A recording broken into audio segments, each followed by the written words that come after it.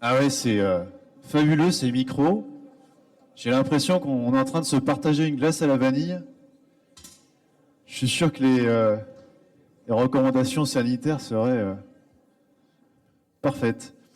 Merci de rester présent pour cette table ronde qui va parler de modélisation et d'aide à la décision.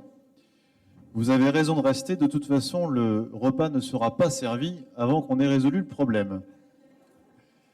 Donc la motivation de cette table ronde, elle vient du constat que depuis les années 2000 à peu près, il y a de plus en plus de modèles qui sont utilisés.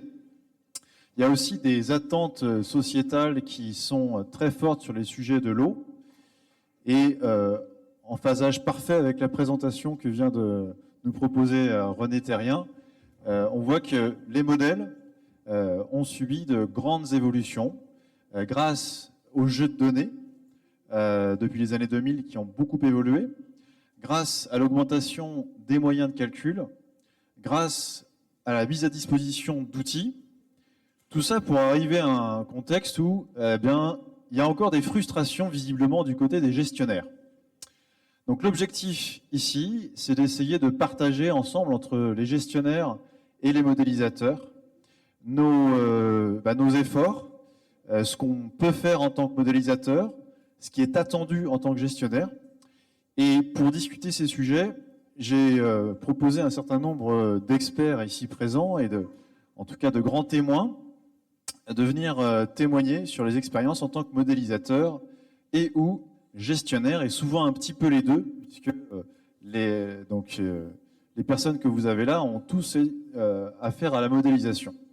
Alors je suis désolé, côté parité, on n'est pas tout à fait bon, sauf s'il y en a qui sont prêts à faire de gros efforts tout de suite là, mais on a prévu des échanges avec la salle, donc j'espère qu'il y aura des questions pour essayer d'alimenter cette discussion qui doit être ouverte.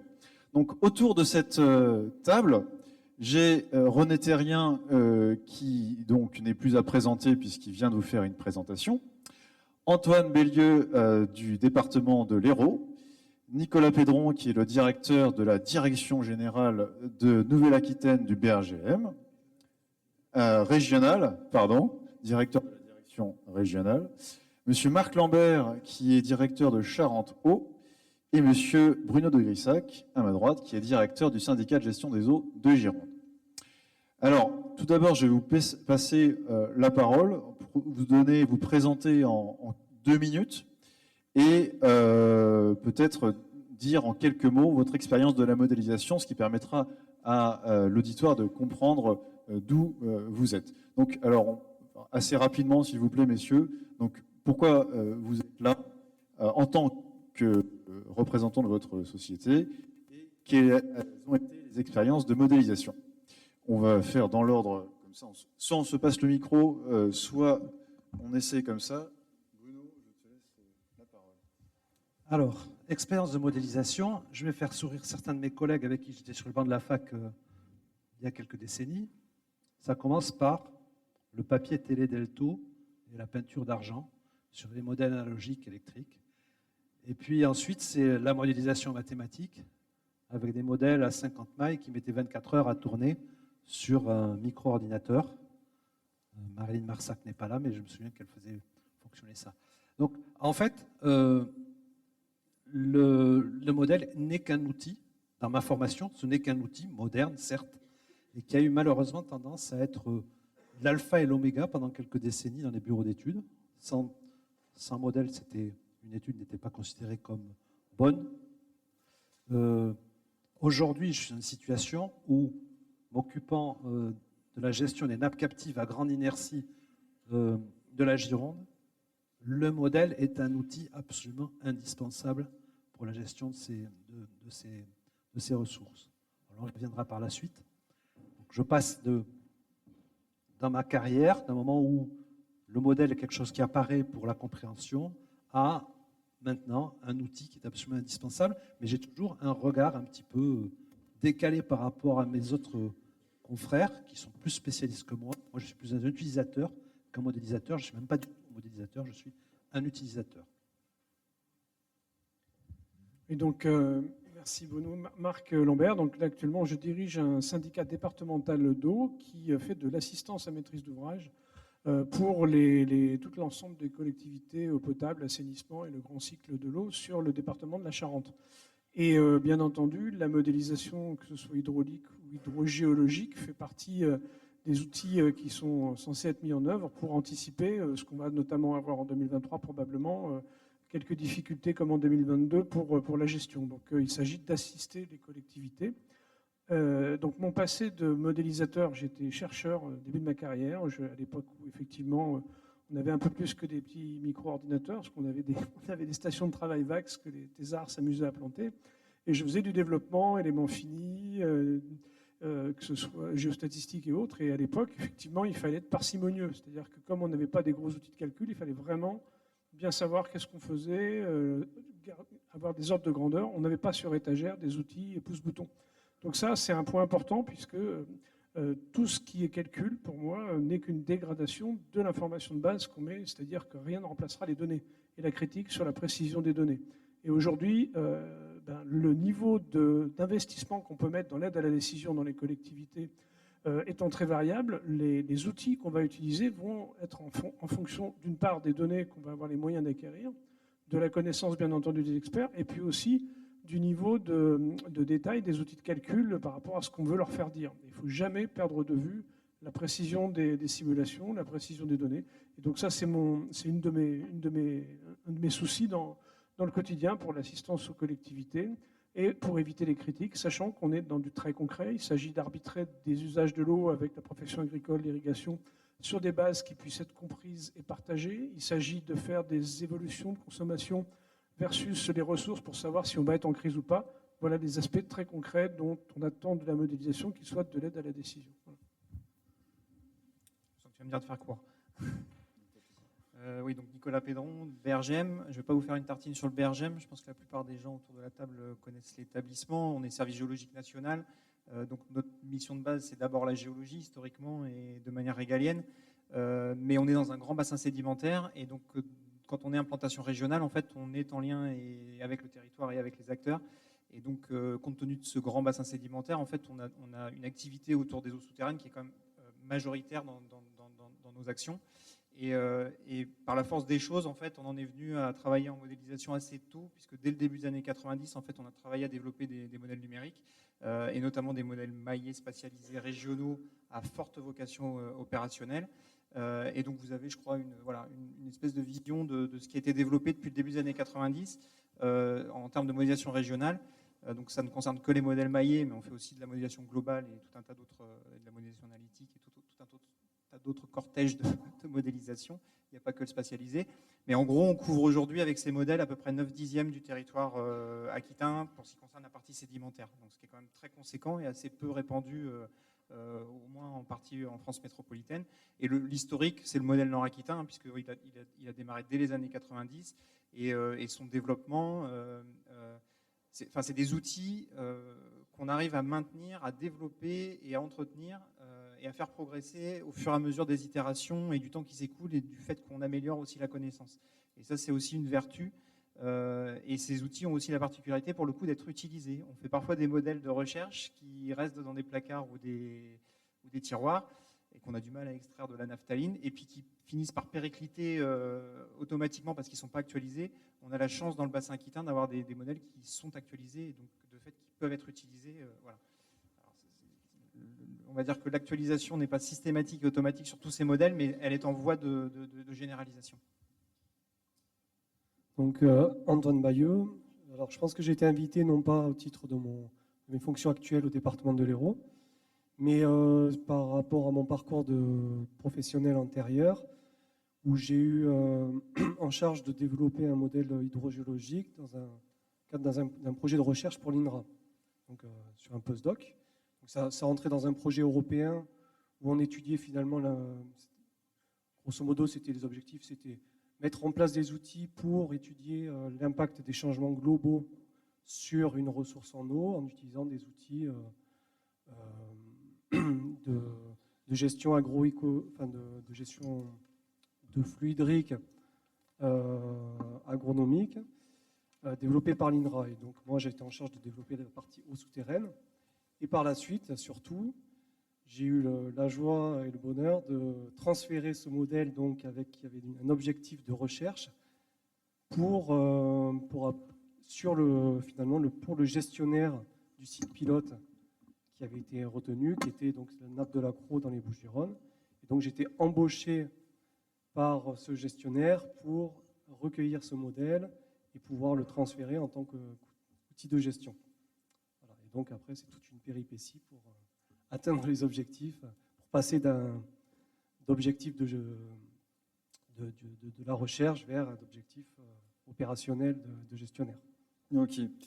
Merci Antoine. Alors René, on te connaît, donc on va te laisser te reposer un petit peu, mais pour mieux reparler après. Donc tout d'abord, j'aimerais donc vous présenter, on va faire la discussion en 2 phases. La première, c'est que j'aimerais bien que les gestionnaires nous expliquent leur retour heureux ou malheureux sur l'utilisation de modèles, quels ont été les succès et les frustrations. On terminera ça par un petit échange avec la salle. Et dans un deuxième temps, ce sera la balle du côté des modélisateurs qui nous diront aussi leurs frustrations, leurs difficultés, mais aussi leurs espoirs pour qu'on trouve des perspectives. Donc 2 phases, il nous reste 28 minutes et 48 secondes, ce qui va être un petit peu sportif à réaliser. Mais on va y arriver. Donc tout d'abord, les gestionnaires, est-ce que, donc Marc, tu as commencé à en parler, vous pourriez nous dire un petit peu, donc, depuis les années 2000, quels ont été vos succès, vos frustrations pour régler, Marc, tu en avais parlé, des problèmes opérationnels?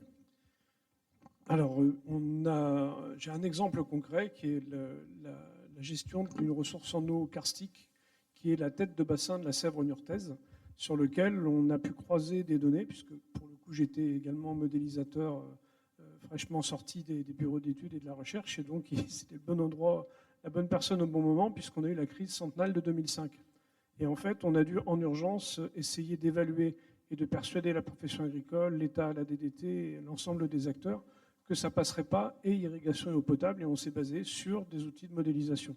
Et on a utilisé 3 types d'outils, des outils de type modèles globaux, donc en gros, c'est des baignoires et robinets avec des fonctions de transfert qu'on essaie de caler pour faire en sorte de reproduire les fluctuations. Des modèles, on utilisait des modèles également boîte noire ou boîte grise, c'est-à-dire des modèles globaux également avec des entrées, pluie, température, ETP et des sorties débit, piézométrie, mais sur l'ensemble d'un bassin. Et ça a marché.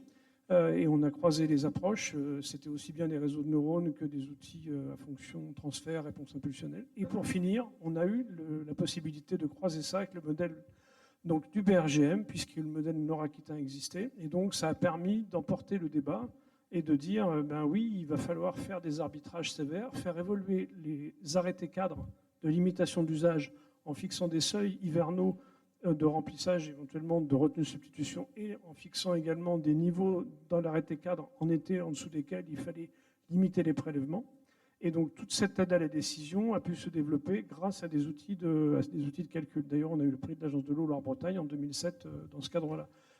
Les échecs, parce qu'on n'a pas eu que des réussites, c'est qu'effectivement, c'est valable sur l'amont de Niort et sur un bassin versant relativement circonscrit.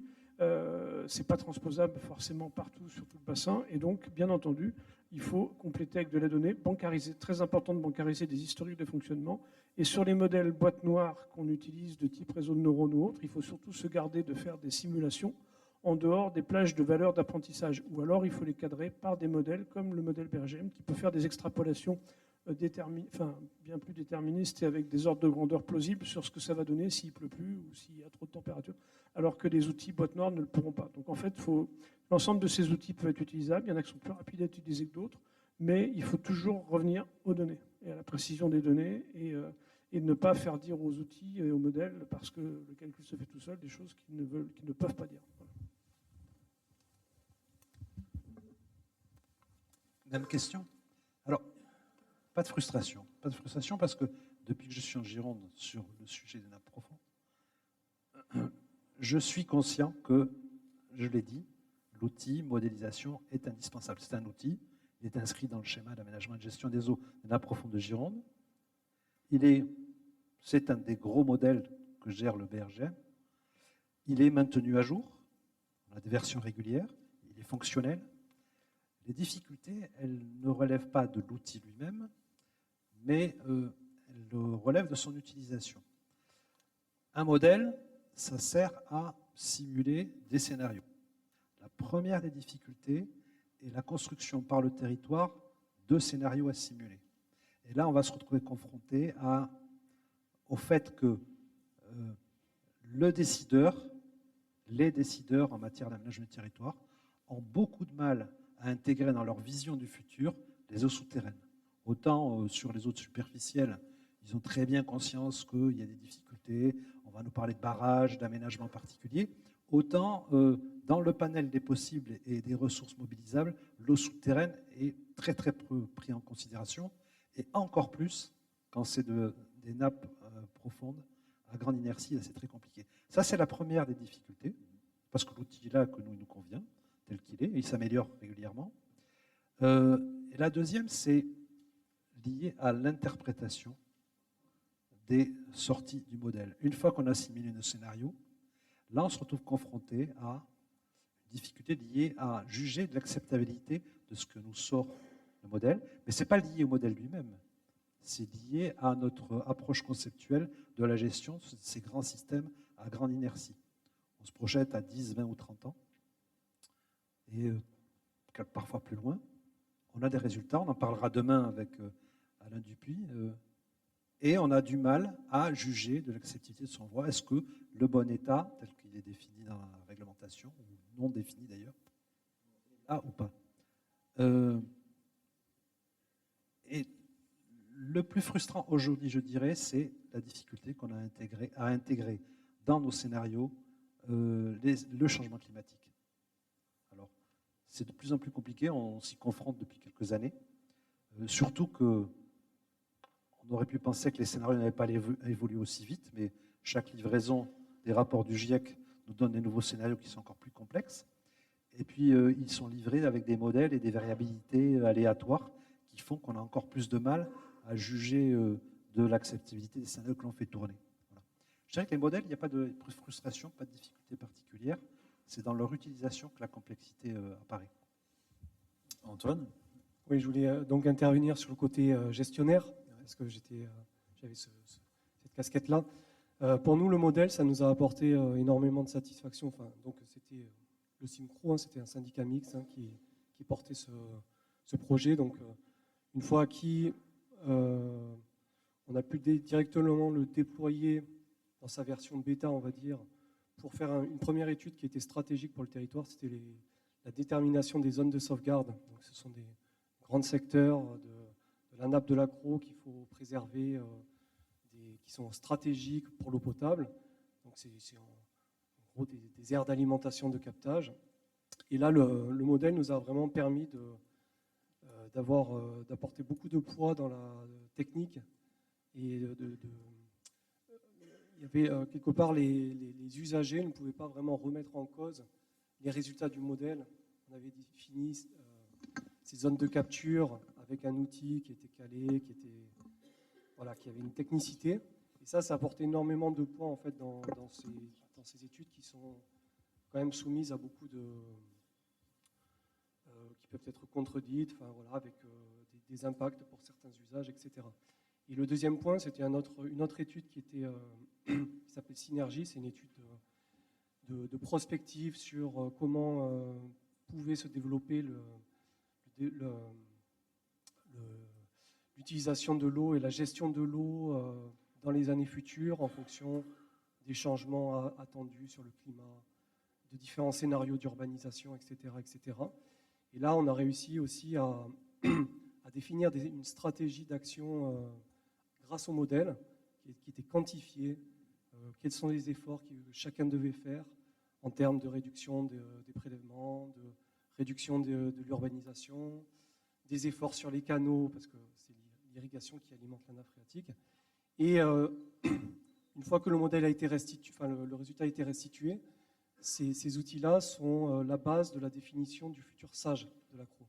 Donc c'est vraiment un outil ça donne vraiment un poids politique qui était indispensable pour pouvoir aller plus loin dans la gestion de la ressource. Et après, cet outil a été utilisé pour d'autres aspects, des petites problématiques qui apparaissaient, de savoir si un nouveau captage était présent, voilà, quel était l'impact sur la ressource, etc. etc.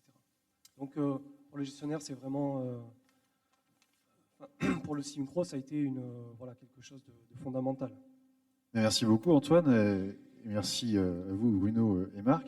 J'avoue que je m'attendais à des commentaires un peu plus critiques sur les modèles, parce que j'ai l'impression qu'à ce titre-là, il n'y aurait plus qu'à continuer comme avant. Est-ce qu'il y aurait dans la salle des gestionnaires qui auraient des retours à faire sur les expériences, alors brèves et claires et explicites, heureuses ou malheureuses, d'un ou deux modèles ?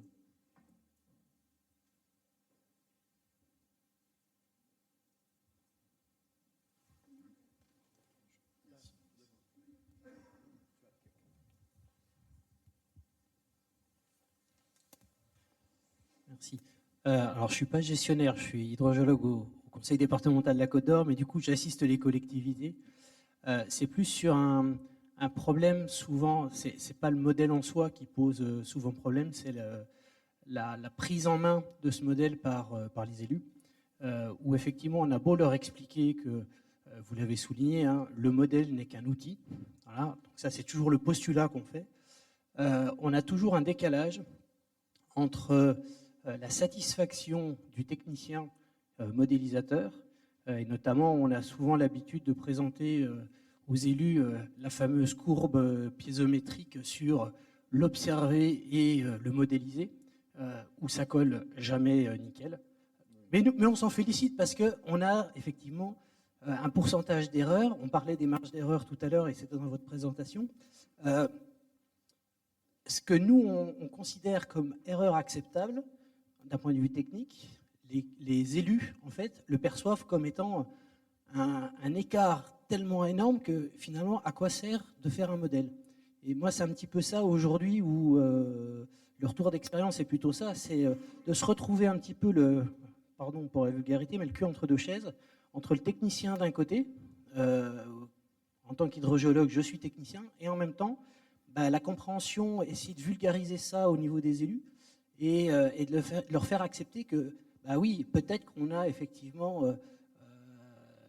des incertitudes assez importantes, mais ça reste un outil qui permet d'apporter quand même des éléments supplémentaires par rapport aux autres informations. Merci pour ce témoignage qui rejoint un peu le commentaire de Bruno. Un deuxième témoignage au milieu centre de la salle, s'il vous plaît.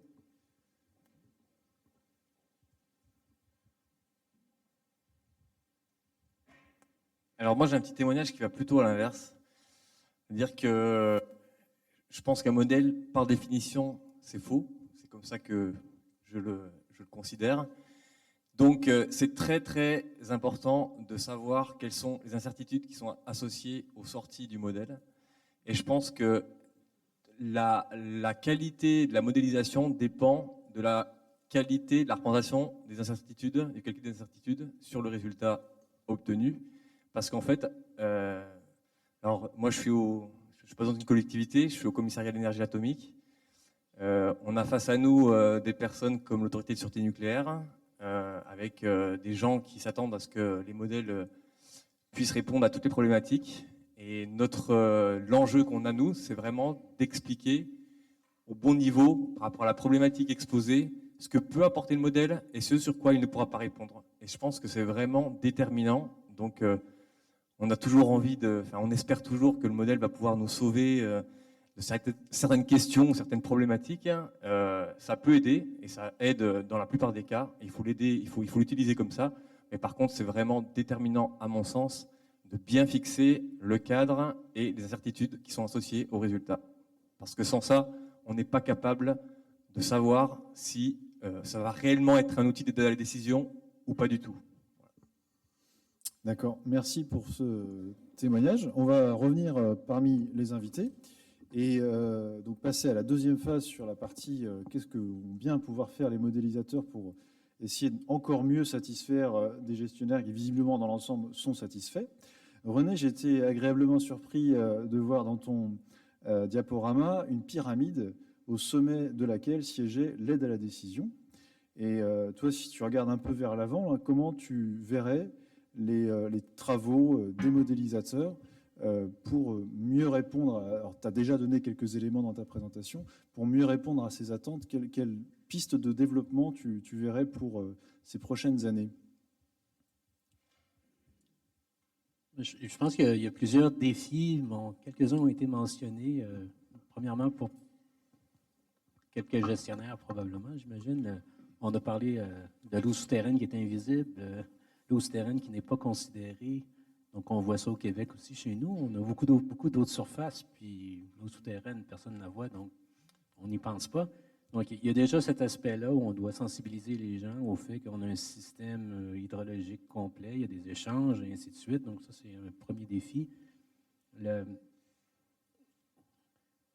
Je pense que la modélisation aussi va aider à mieux comprendre les systèmes. Puis j'ai parlé un peu de modèle conceptuel tout à l'heure. Donc, je pense que c'est la base. Donc, la modélisation a l'avantage de permettre de synthétiser un système. Puis nous, on met les informations dans des bases de données. Donc, tu dois aller chercher toute l'information que tu as disponible sur le territoire, mettre ça dans une base de données pour l'interroger, mettre ça dans ton modèle, mais aussi, ça t'oblige de faire cet effort, puis ça t'oblige à synthétiser. Puis déjà, de générer un modèle conceptuel, je pense que ça a déjà un avantage, même avant d'avoir lancé une simulation, de montrer voici notre compréhension du système. Donc, ça, c'est, je pense que si on utilise cette façon-là de présenter la modélisation, ça a certainement des avantages. Je l'ai déjà vu en parlant des gens qui ne sont pas spécialistes du tout, ni en hydrogéologie, ni en modélisation, mais qu'on explique les choses un peu de cette façon-là, ça aide.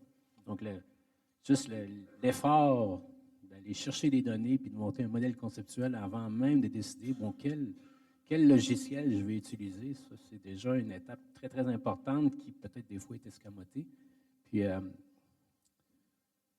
l'autre chose que je voulais dire, que je parle trop, donc je l'oublie, mais vis-à-vis des utilisations des modèles, puis là, c'est peut-être plus une critique, c'est peut-être moins dans les perspectives, mais je pense que des fois, les objectifs sont mal posés, la modélisation. Donc, on a un logiciel, il faut absolument qu'on l'utilise, faire une simulation, mais pourquoi? Donc, on doit poser les objectifs. Puis selon les objectifs, on doit utiliser le bon type de modèle. Donc, comme j'ai dit, j'ai des étudiants à qui je dis, bien là, hydrogéosphère, il peut faire du 2D surface souterrain, mais toi, 2D surface, on n'a pas besoin, là. Laisse tomber, mais ils veulent absolument, non, mais on peut en faire, je veux en faire. Non, tu n'en as pas besoin parce que tes objectifs, là, ça ne requiert pas ça. Mais les gens utilisent les mauvaises approches, ils posent les mauvais objectifs, puis ensuite, ils vont utiliser les mauvais modèles. Donc, j'ai montré deux cas très contrastés, là, à l'échelle du Canada ou à l'échelle d'un bassin versant quand même de 4000 km². Donc, on ne va pas prendre le modèle à l'échelle du Canada pour essayer de prévoir ce qui va se passer dans 2 jours dans une station de jaugeage dans le bassin versant. Donc, c'est absolument pas approprié.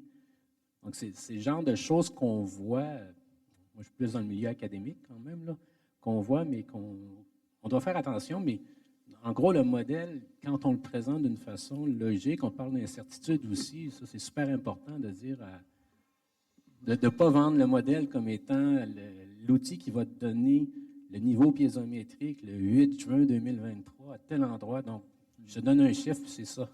Bon, il ne faut pas le vendre comme ça, puis ça, il faut faire attention à la façon dont on présente les modèles. Donc, peut-être que j'ai vendu hydrogéosphère, puis là, tout le monde... Mais je vous dis, il y a quand même des précautions à prendre. Puis peut-être un autre commentaire que je voulais faire aussi, il y a une des difficultés que je vois, c'est on utilise maintenant des modèles complexes. L'hydrogéosphère est complexe, il y a d'autres modèles semblables qui sont complexes, mais il y a quand même une courbe d'apprentissage qui est assez élevée. Puis ce qu'on voit à la fin, quand les gens font des présentations, je n'ai pas montré de résultats, mais j'aurais pu vous montrer les résultats de l'application sur un bassin versant. On reproduit les débits en cours d'eau, on reproduit les séries chronologiques, la piézométrie, on reproduit l'évapotranspiration. Donc, on montre des belles images en 3D avec des belles animations, mais ça donne presque l'impression que c'est facile. Je vais prendre l'hydrogéosphère, puis on fait souvent la blague, il Il y a un bouton sur l'ordi, c'est Run. Tu pèses dessus, puis tu as tous les résultats, mais il y a tellement de travail. Puis moi, ça me fait peut-être un petit peu peur parce que je vois la façon dont on forme nos étudiants. J'en parle à mon collègue François, qui est ici dans la salle. Moi, je suis directeur du département de génie géologique, puis lui est directeur du département de génie civil. On touche aux eaux souterraines chez nous. Chez eux, il y a génie des eaux, ils touchent aux eaux de surface. Il y a très peu d'interaction entre les deux, mais pourtant, on devrait avoir quelque chose de beaucoup plus complet. On forme des gens qui n'ont pas cette vision globale. Donc, déjà, ça, c'est un obstacle. Mais ensuite, on développe des outils quand même très complexes, puis il me semble qu'il va y avoir très peu de gens qui vont être capables de les utiliser de la bonne façon. Donc, des outils comme ça, si on donne ça à une agence de bassin versant au Québec, il n'y a personne qui est formé pour utiliser ça. Donc, c'est un des dangers, mais ça ne veut pas dire qu'on doit pas le faire, là, parce qu'on a un potentiel. D'accord.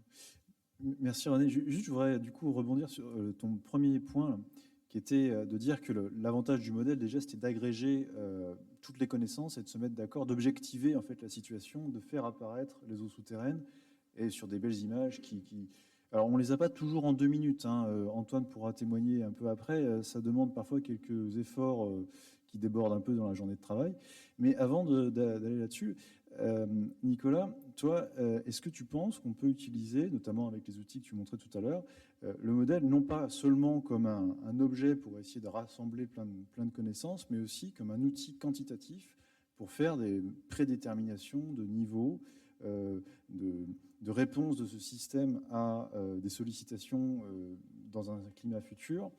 Et quelles sont les pistes là, que vous envisagez au BRGM?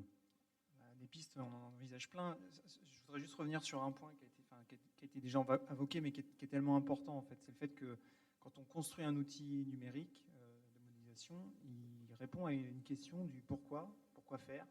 Et ça, c'est quand même le nerf de la guerre. Et après, la question du comment. Et finalement, effectivement, le choix de l'outil, il découle de ces deux questions. Et René disait que le modèle conceptuel était quand même la base de tout, et c'est une évidence, en fait. Et bien souvent, on se rend compte que l'utilité du modèle, elle n'est pas forcément avérée. En tout cas, le modèle maillé, spatialisé, qui est le modèle complexe type usine à gaz, il peut très bien on peut avoir une approche qui est beaucoup plus simpliste et qui répondra tout aussi bien à la question. Il y a une deuxième question qui est aussi extrêmement importante, c'est le fait que, et moi je le vois au bout de 20 ans d'expérience, c'est qu'on peut avoir le plus bel outil, le plus performant, le plus sophistiqué, et avec le moins d'incertitude possible, si les jeux d'acteurs, enfin les acteurs et les gestionnaires ne sont pas en capacité de le recevoir ou d'accepter l'outil en tant que tel, on peut développer l'outil qu'on veut, on n'y arrive pas, quoi, en fait. Et c'est pour ça que les instances de gestion qui se mettent en place, de concertation, sont extrêmement importantes et permettent finalement de mettre sur la table les divergences de vues sur un projet d'infrastructure, quel qu'il soit, par exemple, et de se poser des questions, de savoir si l'outil peut répondre à la question. Ensuite, l'outil, il est soit existant, soit développé. Et en fait, une fois que cet outil il est mis à disposition, bien évidemment, en fait, il doit être accompagné de ses limites et des incertitudes. Et ce pourquoi il peut être utilisé, ce pourquoi il ne peut pas être utilisé. Et ça, souvent, par rapport au témoignage de la salle qui était évoqué, je trouve que c'est souvent ça, c'est là qu'on a parfois un décalage, en fait. C'est-à-dire que l'attente est trop grande par rapport à ce que le modèle peut apporter, alors même que les limites de l'outil ont été exposées, en fait. Alors la question, c'est est-ce qu'on ne veut pas les entendre ou est-ce qu'il y a un problème de compréhension par rapport à la complexité de l'outil? Ça, c'est une vraie question. Mais voilà, cet espace-là, moi j'ai presque envie de dire que c'est presque le plus important parce que c'est là que tout le monde se rencontre et que les modélisateurs doivent aussi faire leur part, c'est-à-dire d'être suffisamment pédagogue pour expliquer ce que c'est qu'un modèle, comment ça fonctionne et d'où ça vient. Et j'en reviens du coup à ta question qui était de présenter autrement que comme une grosse base de données, mais quelque part c'est aussi très rassurant en fait de pouvoir expliquer aux gens que ces modèles sont construits en fonction des données existantes et qu'en l'espace de 30 ans, on a beaucoup progressé aussi dans la capacité qu'on a à avoir de la donnée piézométrique fiable, répartie sur l'ensemble du territoire, avoir une collecte de prélèvements qui commence enfin à ressembler à quelque chose, tous usages confondus, parce qu'on peut faire les modèles qu'on veut, si on n'alimente pas ces modèles avec des jeux de prélèvements qui sont fiables, voilà, rentrez de la merde dans un modèle, vous en sortirez probablement la même chose, et ça c'est quand même quelque chose d'extrêmement important. Alors après, pour suivre... enchaîner sur les perspectives. Je rejoins complètement la question des incertitudes. Alors le CEA, souvent, il n'a certainement pas les mêmes moyens que les hydrogéologues. C'est-à-dire que c'est un vrai enjeu, ça. La question de pouvoir encadrer les résultats qu'on produit d'incertitudes, qui soient fiables et objectivés, c'est un vrai enjeu en modélisation hydrodynamique, et c'est quelque chose qui est loin d'être simple. Et on tend vers ça, et c'est quelque chose qui n'est pas encore complètement opérationnel sur les modèles maillés que vous voyez régionaux, là, qui sont un peu complexes. Les méthodes algorithmiques de calage automatique, qui n'ont rien d'automatique, hein, il faut le dire, doivent concourir à travailler autrement, et donc permettre à l'hydrogéologue de se poser plus de questions sur le modèle conceptuel et un peu moins sur la phase de calage, qui est quand même assez fastidieuse et pénible quand on est modélisateur, ça je peux vous le dire, et doivent permettre aussi, de fait, de pouvoir produire des incertitudes sur les résultats.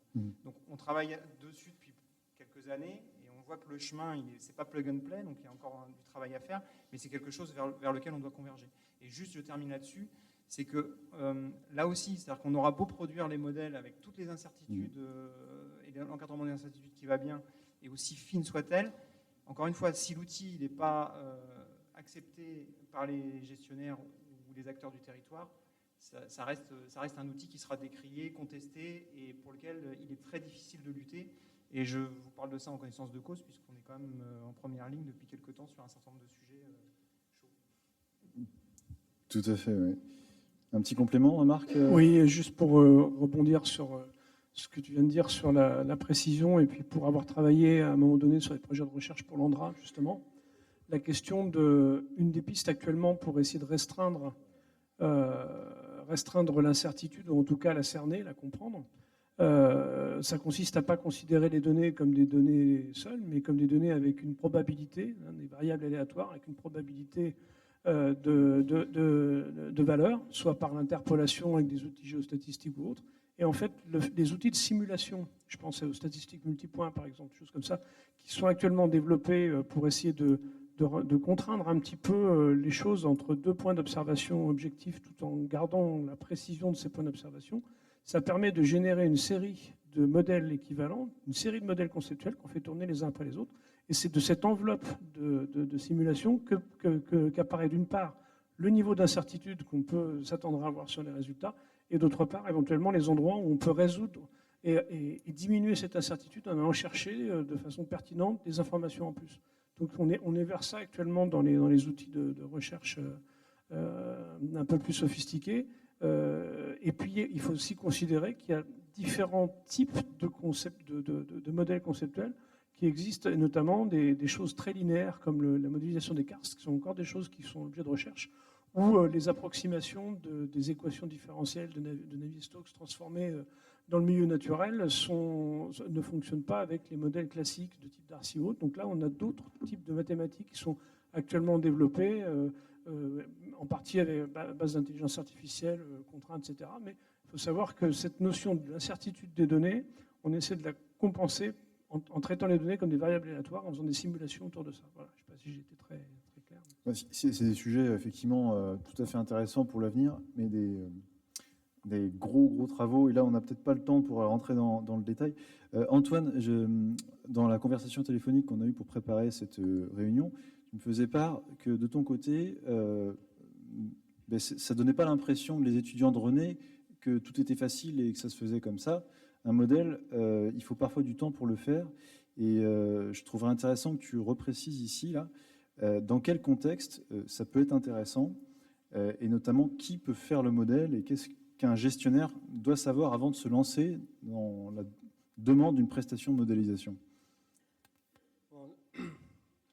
Non, simplement, oui, derrière un modèle, en fait, il y a un modélisateur, c'est important.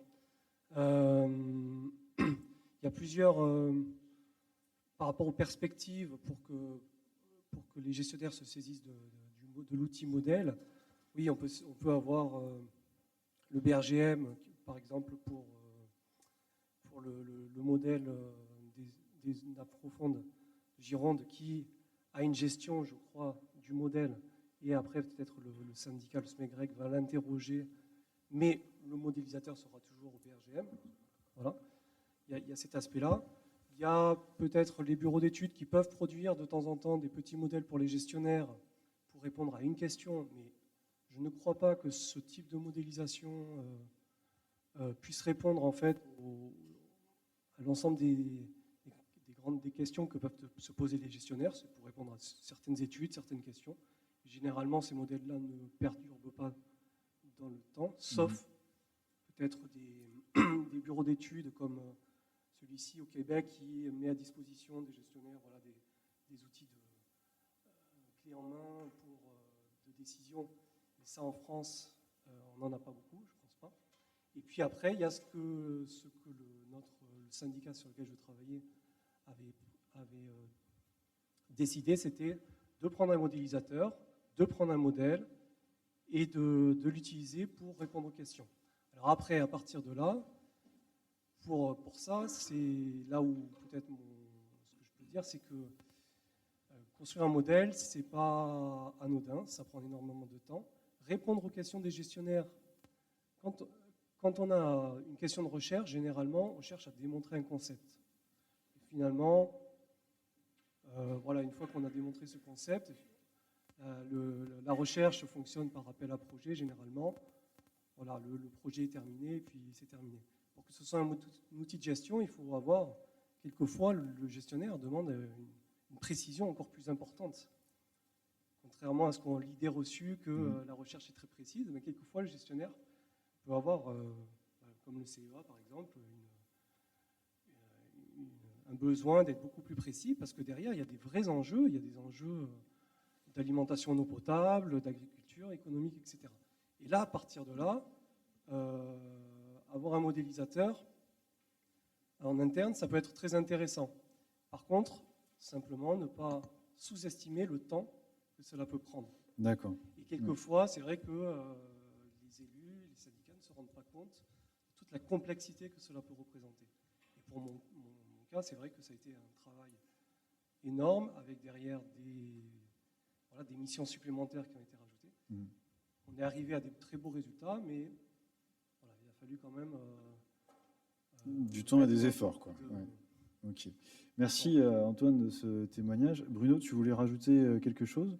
Oui, j'avais une attente moi, de la part de nos collègues modélisateurs, c'est qu'ils travaillent un peu plus la restitution de leurs travaux. Les modèles, ils nous permettent de partir d'une information ponctuelle dans l'espace et dans le temps, et d'avoir ensuite une représentation continue dans l'espace et dans le temps.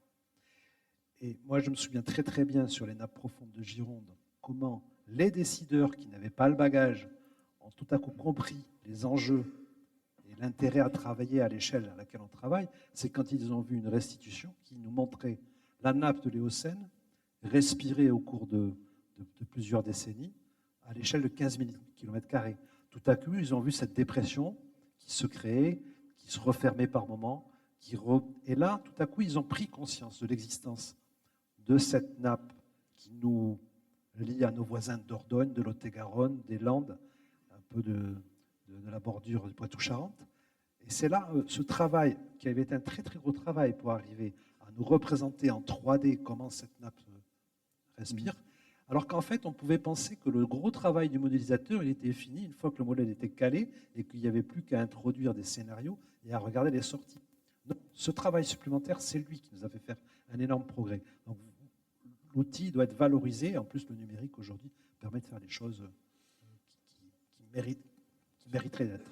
Super, merci beaucoup Bruno de cette précision. On retiendra donc qu'il faut livrer les modèles avec un service après-vente, ce qui veut dire qu'il faudra augmenter le coût du modèle. Mais je suis désolé, on n'a pas le temps là, sinon je vais me faire vraiment gronder par les organisateurs et puis peut-être que certains d'entre vous qui n'ont pas de questions ont très faim. J'aimerais bien continuer toute la nuit là, sur ces sujets passionnants, mais on va pouvoir évoquer tout ça autour d'un verre. Donc merci beaucoup de votre présence et bonne soirée et à bientôt.